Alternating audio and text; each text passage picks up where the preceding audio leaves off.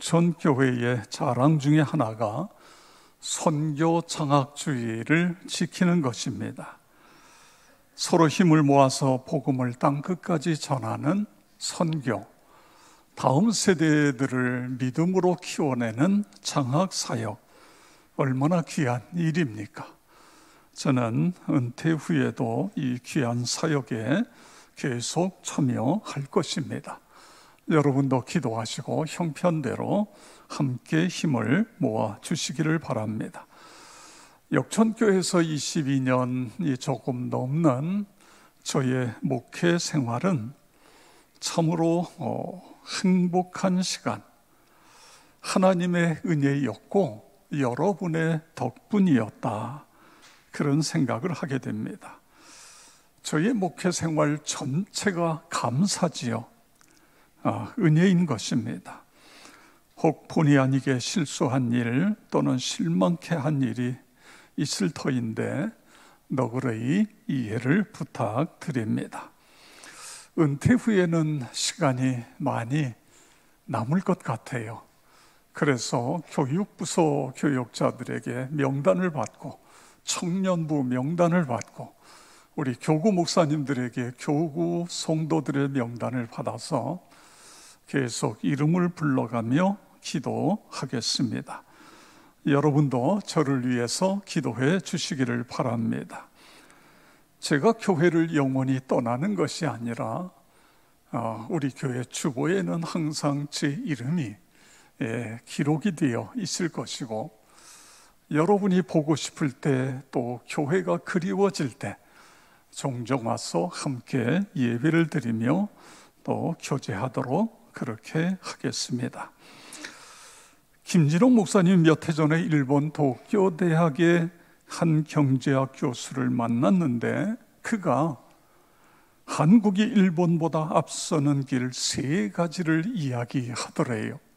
그 첫 번째가 한국의 개신교회가 제 역할을 할 때 한국이 일본을 앞지르는 국가가 될 것이다. 일본은 불행하게도 중심이 되는 종교가 없는데 한국은 지난 100년간 개신교회가 사회 변화를 주도해왔다. 두 번째는 한국 정부가 토지, 주택 정책을 현명하게 할 때, 세 번째는 남북관계가 진전돼서 남한의 자본과 경영이 북한의 노동력과 합쳐서 활용될 때에 세계 제1의 경쟁력을 갖추게 될 것이다, 이런 이야기를 했다고 쓰셨어요.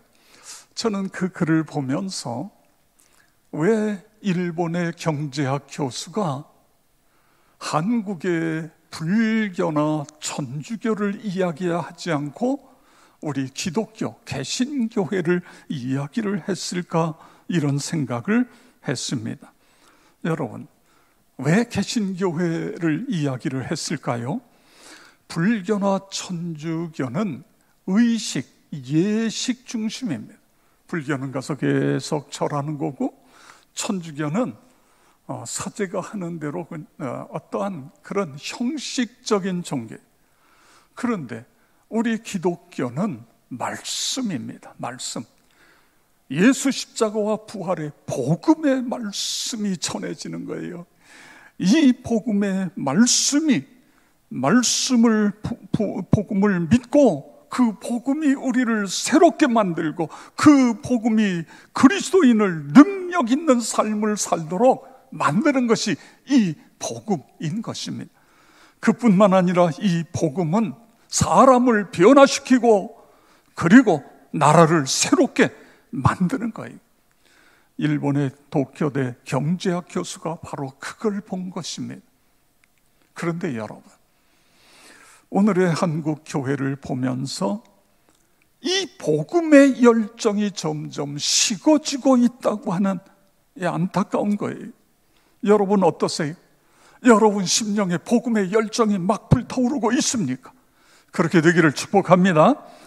2000년 전에 고린도 교회가 똑같은 현상이 일어났어요. 고린도 교회가 열정의 불이 꺼져버린 거예요. 식어져 버렸어요. 고린도전서 15장 1절 보세요. 형제들아, 내가 너희에게 전한 복음을 너희에게 알게 하노니.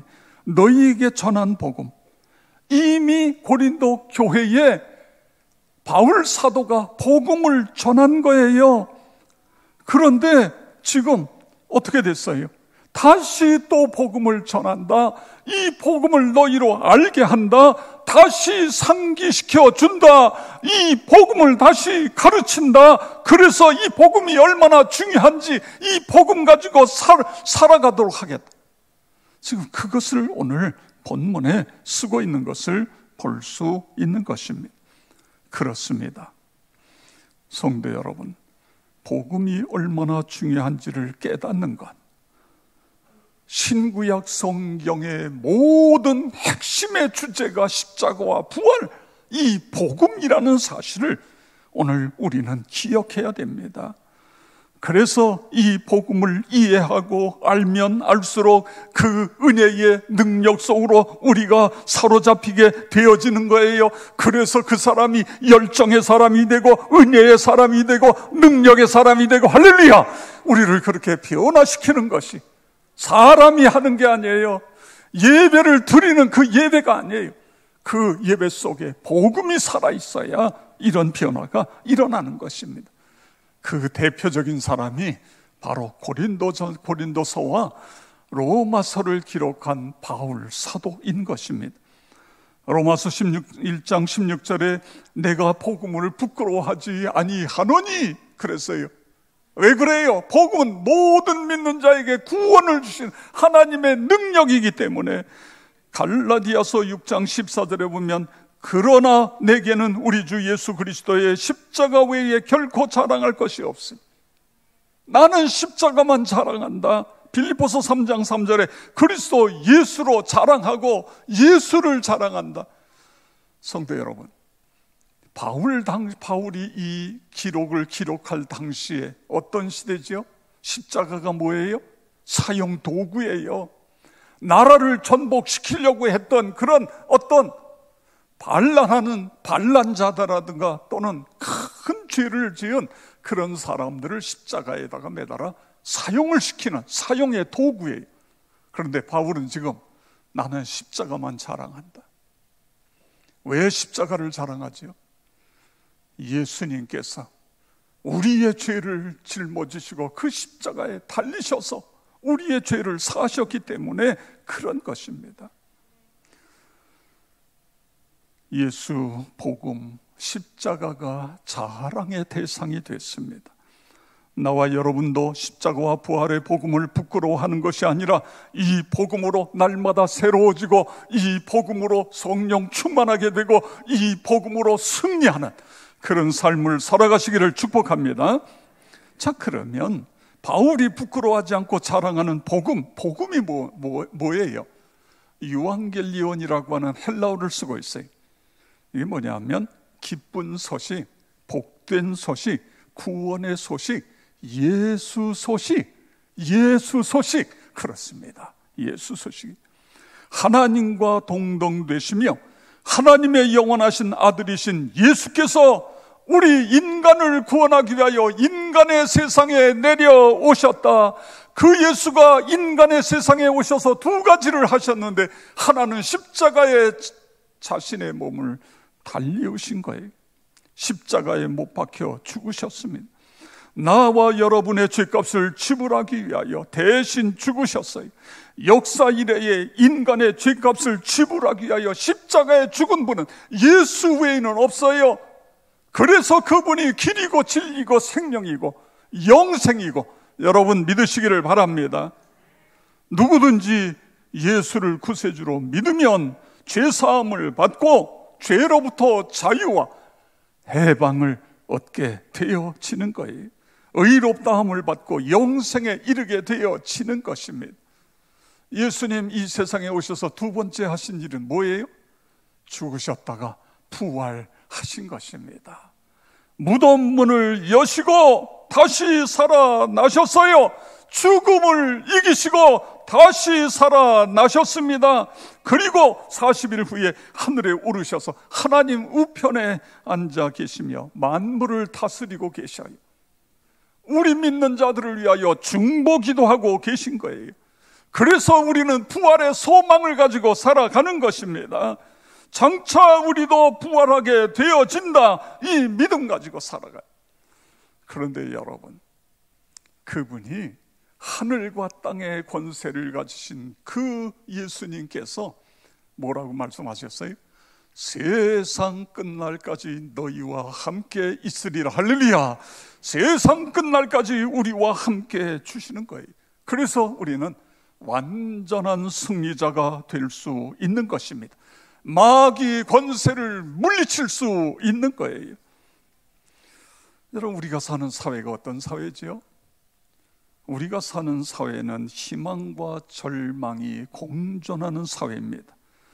인류가 이 세상에 생존하면서부터, 죄를 지은 이후부터 언제나 희망과 절망이 공존해 왔습니다.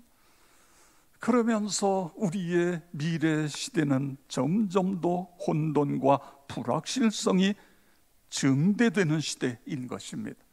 코로나19로 인해서 점점 더 힘들어지고 있어요. 마치 폭풍우 치는 바다의 한복판, 내일을 예측할 수 없는 그런 시대인 것입니다. 교회도 신자도 마찬가지인 것입니다. 무풍지대는 어디도 없어요. 급속한 변화의 물결 속에 생존을 위한 힘겨운 항해를 할 수밖에 없습니다. 그런데요, 김영래 교수가 그의 책에 이런 글을 썼어요. 너무너무 멋있어요. 교회의 미래는 밝지도 어둡지도 않다. 오직 미래를 밝게 맞이하는 교회가 있고 어둡게 맞이하는 교회가 있다. 하나님이 계신 교회는 밝게 맞이할 것이고 하나님이 계시지 않은 교회는 어둡게 맞이할 것이다. 와, 우리 역천교회는 하나님이 계신 교회. 아무리 어려워도 역천교회 미래는 밝은 미래가 열린다. 할렐루야. 그런데 여러분, 이건 교회뿐만 아니라 우리 신자도 마찬가지예요. 신자의 마음속에 하나님이 살아 역사하시면 상황과 관계없이 그 앞길은 밝은 미래가 열려질 거예요. 그런데 여러분, 하나님을 믿는다고 그러고 교회에 와서 앉아 있는데 그 안에 하나님이 살아 역사하시지 않으면 그 미래는 어두울 수 있는 것입니다. 하나님, 내 안에 주님이 살아 역사하시고 내가 주인이 아니라 예수님이 주인이 되심으로 미래를 밝게 맞이하는 내가, 우리 가족이 되게 주시옵소서. 그런 은혜가 있기를 축복합니다. 고린도전서 15장 2절에 보니까 너희가 만일 내가 정한 그 말을 굳게 지키고 헛되이 믿지 아니하면 그로 말미암아 구원을 받으리라. 어떻게 하면 구원을 받아요? 내가 전한 그 말을 굳게 지키고, 내가 전한 그 말이 뭐예요? 복음인 것입니다. 바울이 전한 십자가와 부활의 복음을 굳게 지키고 헛되이 믿지 아니하면 구원을 받으리라. 그렇습니다. 그렇습니다. 중요한 거예요. 정죄하면서 대개 이 구원을 받는다 그럴 때는요, 대개 과거, 현재, 미래를 이야기해요. 이 구원이라는 이야기를 할 때 과거는 예수 그리스도를 나의 구세주로 믿는 순간 거듭난 것, 이게 이제 죄로부터의 사죄함을 받는 것이죠. 두 번째는 구원받은 사람이 매일매일 살아가면서 변화되어가는 과정, 이걸 성화의 단계라고 이야기해요. 그 다음에 마지막 단계는 영화의 단계인데 예수님처럼 완전해지는 거예요. 이건 대개 천국에 갈 때의 우리의 모습이 그렇게 바뀌어지는 것입니다. 오늘 성경은 바로 그것을 이야기해요. 그런데 여러분, 우리가 구원을 받아 하나님의 백성이 되면 그것으로 끝나는 것이 아니라 권세가 주어진다는 걸 믿으시기 바랍니다. 놀라운 거예요. 이 세상에서 은혜와 복을 누리며 살아가는 거예요. 그래서 로마서 1장 16절에 이렇게 표현해, 내가 복음을 부끄러워하지 않으니 이 복음은 모든 믿는 자에게 구원을 주시는 하나님의 능력이 됩니다. 그런데 이 모든 하나님의 능력이 되는데 유대인에게나 헬라에게나 누구에게나 많이 알고 적게 알고 관계없어요. 많이 가지고 적게 가지고 그것도 전혀 관계가 없어요. 예수 그리스도를 주인으로 모시게 되면 그에게 능력이 주어진다, 그런 말씀인 것입니다. 그래서 예수님께서 이 세상에 오셔서 행하신 모든 사역이 능력 사역이잖아요. 마태복음 9장 35절에서 5절에 보면 예수님의 3대 사역이 나오는데, 예수께서 가르치시며 천국 복음을 전파하시며 모든 병과 모든 약한 것을 고치시니라. 아멘. 예수님이 가르치니까 다른 사람들이 다 놀라는 거예요. 아니, 율법사들이 가르치는 것하고 차원이 달라. 왜 그래? 능력으로 가르쳤기 때문에. 그런데다가 귀신이 물러가고 병든 자가 고침을 받고 이런 기적이 일어나고 있는 것을 볼 수 있어요. 사람이 변화되고, 복음이 그 심령 속에 들어가면 거기서 폭발이 일어나는 거예요. 폭발이. 여러분, 바울 사도를 보세요. 바울 사도가 복음이신 예수님을 만났더니 그 가슴에서 폭발했어요. 원래 그는 기독교 박해자, 끔찍한 박해자였어요. 그런데 그에게 복음이신 예수님이 찾아오셨습니다. 생명을 주셨어요. 사명과 영생을 주셨어요. 완전히 새 사람이 됐어요. 바울의 입장을 생각해 보세요. 아무리 생각해도 그럴 만한 이유가 없잖아요. 하나님의 마음에 드는 구속이라고는 눈꼽만큼도 없었어요. 그런데 구원해 주셨어요. 아무리 하나님의 마음을 이해하고 또 이해하려 해도 이해가 되지 않아요. 왜 나 같은 죄인을 구원하셨을까? 왜 나 같은 못난 자를 위해 예수님 이 세상에 보내셨을까? 왜 십자가에 못 박혀 죽게 하셨을까? 이해가 안 되는 거예요. 하나님의 은혜로 이 쓸데없는 자 왜 구속하여 주는지 난 알 수 없도다. 하나님의 사랑 외에는 답이 없어요. 하나님의 사랑이 당신의 독생자를 이 땅에 보내셨고, 하나님의 사랑이 그 예수를 십자가에 못 박았고, 하나님의 사랑이 그를 부활시키셔서 우리의 구세주가 되게 해주신 것입니다. 우리에게 구원의 길을 여신 것입니다. 그 사랑이 나를 찾아왔어요. 나를 만나 주셨어요. 그래서 바울이 이런 고백을 합니다. 고린도전서 15장 10절에 보니까 내가 나 된 것은 하나님의 은혜로 된 것이니. 여러분, 내가 나 된 건 내 능력으로 된 게 아니에요. 내가 잘나서 된 게 아니에요. 내가 똑똑해서 된 게 아니에요. 하나님의 은혜로 된 것이니. 이 고백이 나와 여러분의 고백이 되기를 축복합니다. 복음은 죄인을 구원하고 상처를 치유하고 회복시키는 주님의 능력이다 믿으시기 바랍니다. 질병을 치유하는 하나님의 능력, 잘못된 습관을 고쳐 성숙하게 하는 하나님의 능력 믿으시기를 바랍니다. 이런 역사가 우리에게 나타나야 돼요. 여러분, 그런데 이 복음이 전해지는데 어떤 사람은 역사가 일어나고 어떤 사람은 역사가 일어나지 않아요. 왜 그렇지요? 이 십자가와 부활의 복음을 머리로만 아는 사람이 있어요. 그리고 이걸 믿는다고 생각해요. 그런데 성경에 보니까 마귀도 믿고 떠느니라. 야고보서에 그렇게 기록되어 있어요. 우리는 거기서 더 나가야 됩니다. 예수를 구세주로 나의 주인으로 모셔드려서 거듭난 신앙, 그리고 거듭난 신앙에서 끝나는 것이 아니라 날마다 그분과 동행하는 신앙, 그분과 함께하는 신앙.